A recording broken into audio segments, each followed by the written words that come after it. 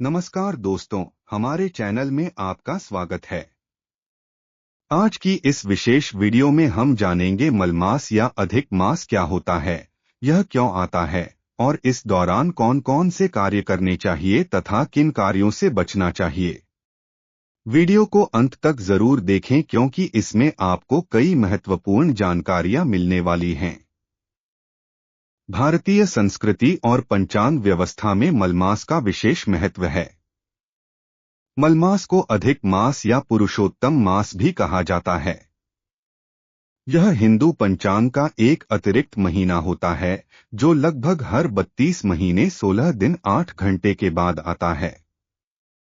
भारतीय पंचांग चंद्रमा की गति पर आधारित है, जबकि सौर वर्ष सूर्य की गति के अनुसार निर्धारित होता है। चंद्र वर्ष और सौर वर्ष के बीच लगभग 11 दिनों का अंतर होता है। इसी अंतर को संतुलित करने के लिए लगभग 3 वर्ष में एक अतिरिक्त माह जोड़ा जाता है, जिसे अधिक मास या मलमास कहा जाता है। प्राचीन काल से ही भारत में समय की गणना के लिए वैज्ञानिक पद्धतियों का उपयोग किया जाता रहा है। हमारे ऋषिमुनियों ने सूर्य और चंद्रमा की गति का गहन अध्ययन करके पंचांग का निर्माण किया।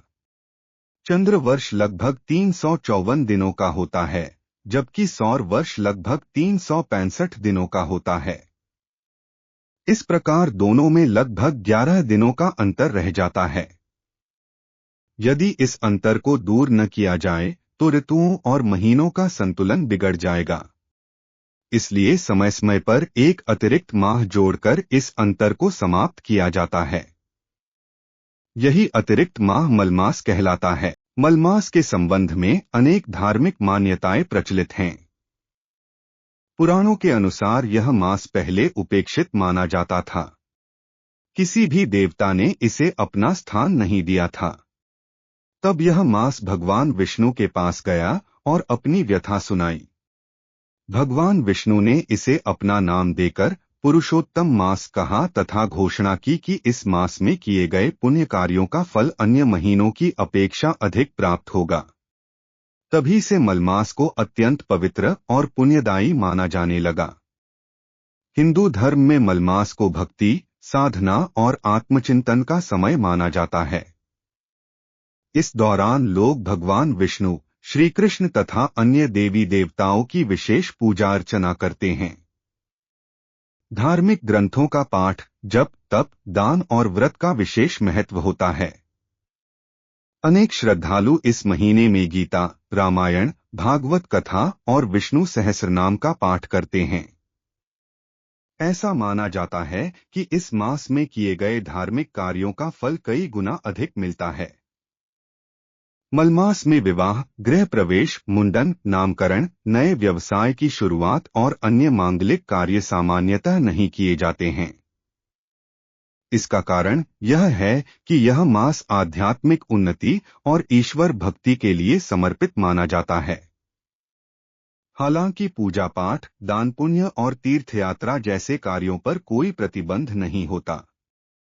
लोग इस अवधि का उपयोग अपने मन और आत्मा को शुद्ध करने के लिए करते हैं।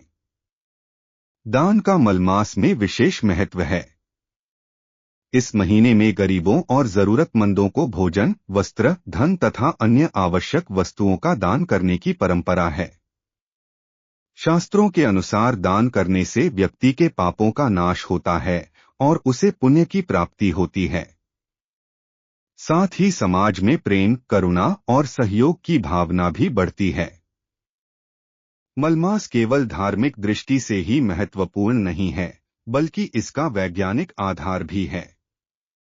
यह भारतीय पंचांग की सटीकता बनाए रखने में महत्वपूर्ण भूमिका निभाता है। यदि अधिक मास न जोड़ा जाए तो समय के साथ त्योहार और ऋतुएं अपने निर्धारित समय से हट जाएंगी।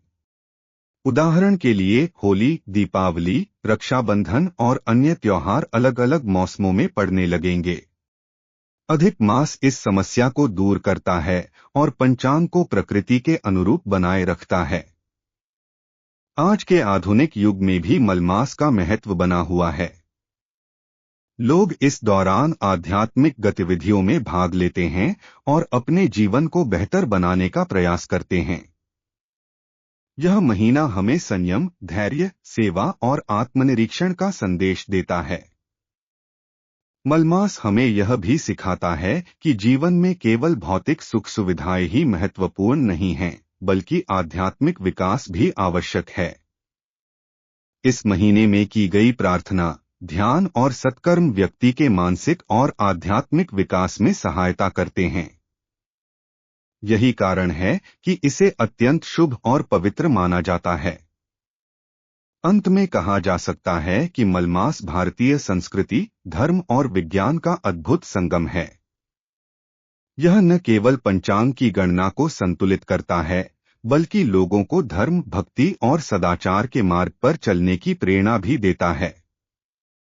अधिक मास हमें आत्मचिंतन, सेवा और ईश्वर भक्ति का अवसर प्रदान करता है।